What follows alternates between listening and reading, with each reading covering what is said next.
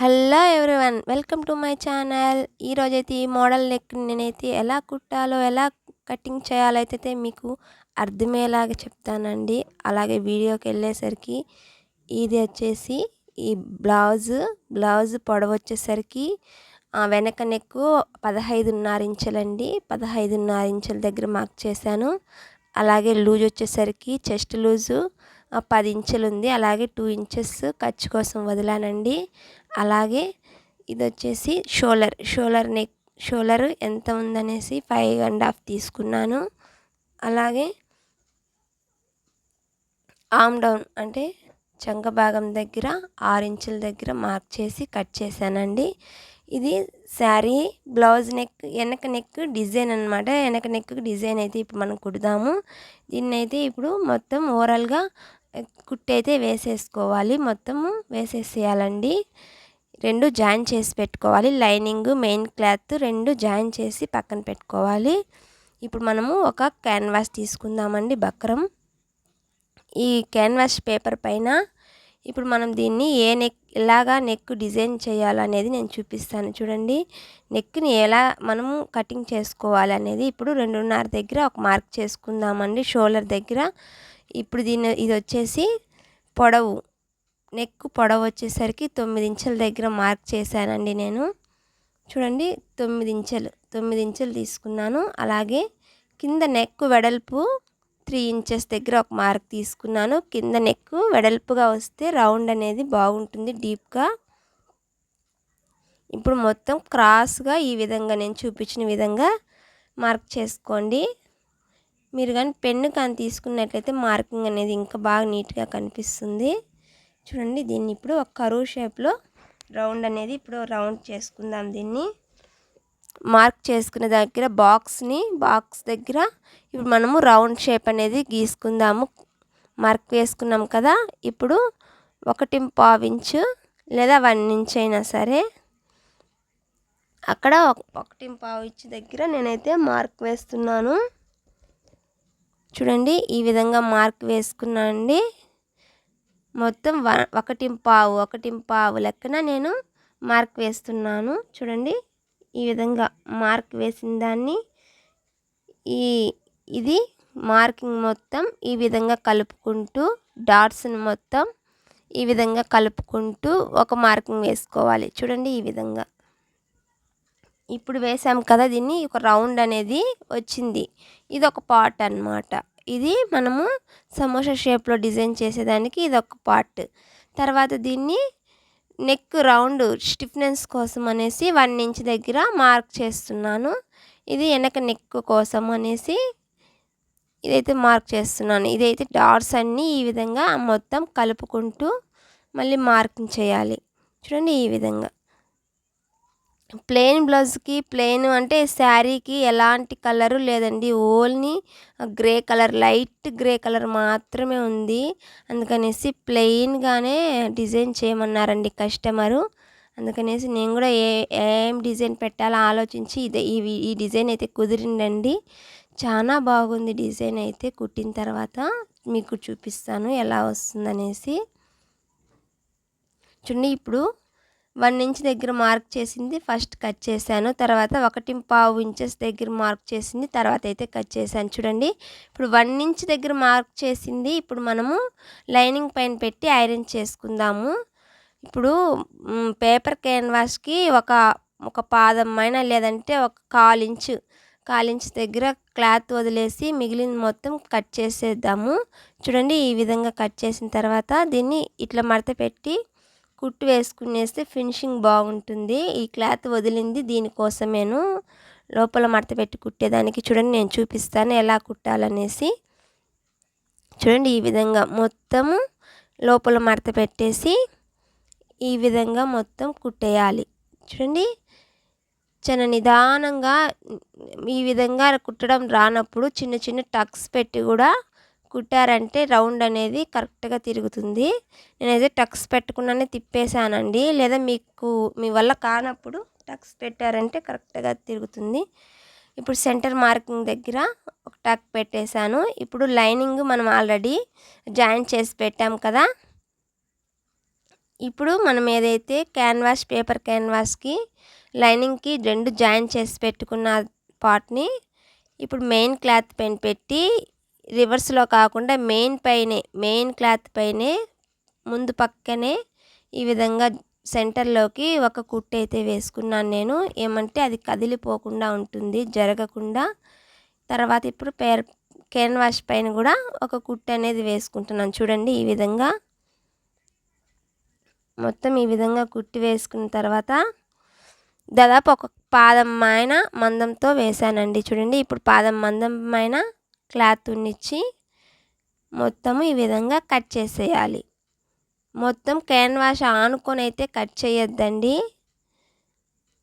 ఆనుకొని కట్ చేసామంటే తర్వాత మళ్ళీ ఫస్ట్ నుంచి కుట్టాలండి, లేకపోతే లోపల చినిగిపోతాయి. కట్ చేసేటప్పుడు కూడా నిదానంగా చూసి కట్ చేయండి, టక్స్ ఇవ్వండి.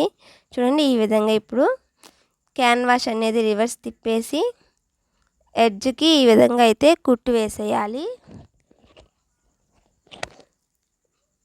బ్లౌజ్ మొత్తం రౌండ్కి ఈ విధంగా డీప్ నెక్ లాగా వచ్చేస్తుందండి. బాగా డీప్ నెక్, పెద్ద నెక్ లాగా అనిపిస్తుంది. చూడండి కుట్టిన తర్వాత మీకైతే చూపిస్తాను ఎలా ఉంది నెక్ అనేసి. ఇప్పుడు దీనికి పైన డిజైన్ అనేది వస్తుంది నెక్కి. చూడండి ఎంత పెద్ద డీప్ నెక్ వచ్చింది అని అనుకుంటున్నారు కదా. దీనికైతే ఇప్పుడు ఒక డిజైన్ అనేది మనం వేస్తాము.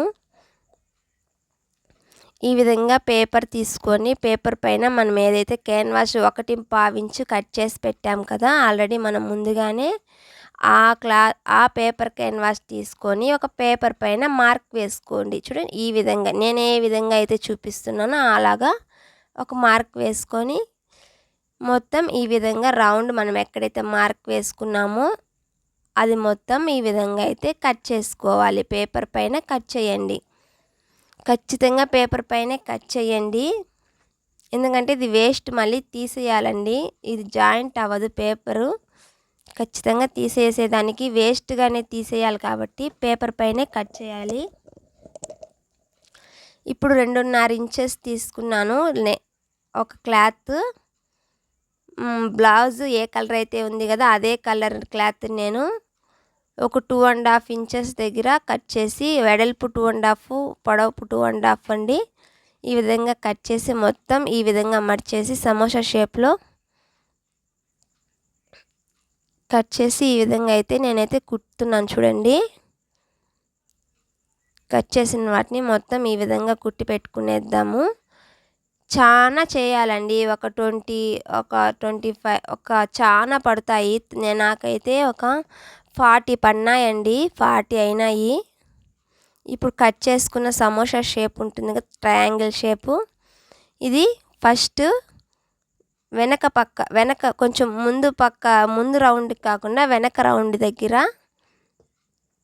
ఈ విధంగా పెట్టేసి మధ్యలో లైన్ అయితే గీసుకున్నానండి. నేనైతే మధ్యలో లైన్ దగ్గర పేపర్ మధ్యలో ఒక లైన్ అయితే నేను డ్రా చేసుకున్నాను.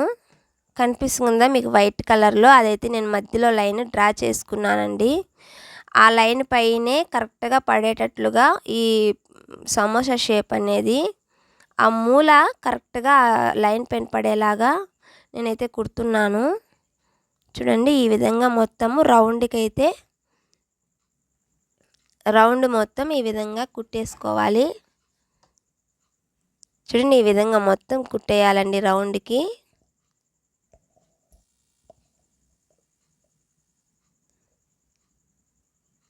సమోసా షేప్ మొత్తం కుట్టేసిన తర్వాత రౌండ్ అయిపోయింది. ఇప్పుడు ముందు పక్క రౌండ్ ఉంది కదా, దీనికి ఆపోజిట్ ఎదురుగా ఒకదానిపైన ఒకటి పెట్టి చూడండి ఏ విధంగా అక్కడ ఒక బాక్స్ షేప్లో అయితే వస్తుంది. ఈ విధంగా బాక్స్ షేప్ వచ్చేలాగా మనము దీన్ని అయితే ముందుగానే పెట్టుకోవాలి, జరగకుండా. ఈ చూడండి సెంటర్లో బాక్స్ షేప్ అనేది ఒకటి వస్తుంది చూడండి. ఈ విధంగా బాక్స్ షేప్ వచ్చినలాగా మనమైతే దీన్ని అయితే కుట్టుకోవాలి. చూడండి ఈ విధంగా ఇప్పుడు మొత్తం అయితే రౌండ్, వెనక రౌండ్, ముందు రౌండ్ మొత్తం అయితే కుట్టేసామండి. ఎక్స్ట్రా క్లాత్ ఉంటుంది కదా, ఎక్స్ట్రా క్లాత్ దాన్ని మాత్రం ఈ విధంగా అయితే కట్ చేసాను. చూడండి ఈ ఎక్స్ట్రా క్లాత్ మొత్తం ఈ విధంగా కట్ చేసిన తర్వాత క్రాస్ పీస్ అయితే ఒకటైతే తీసుకోవాలండి. చూడండి ఈ విధంగా క్రాస్ పీస్ తీసుకొని ముందు పక్క మనం ఏదైతే కుట్టామో సమోసా షేప్ పెట్టాము కదా డిజైన్ మొగ్గలు, ఈ విధంగా మొత్తము ఒక పైపింగ్ వేసేద్దామండి. మొత్తం ఈ విధంగా పైపింగ్ వేసేసాము. చూడండి నేను ఫస్ట్ అయితే క్రాస్ పీస్ తీసానండి. ఎప్పుడైనా క్రాస్ పీస్తోనే పైపింగ్ వేస్తే చాలా బాగా కరెక్ట్గా వస్తుందండి. నేనైతే ఎలాంటి థ్రెడ్ పైపింగ్ అయితే వేయలేదండి, ఎలాంటి థ్రెడ్ వాడలేదు. ఇలాగే నేరుగా అయితే కుట్టేస్తున్నాను చూడండి. థ్రెడ్ పైపింగ్ కూడా వేయకుండానే చాలా బాగా వస్తుందండి కుట్టేదానికి.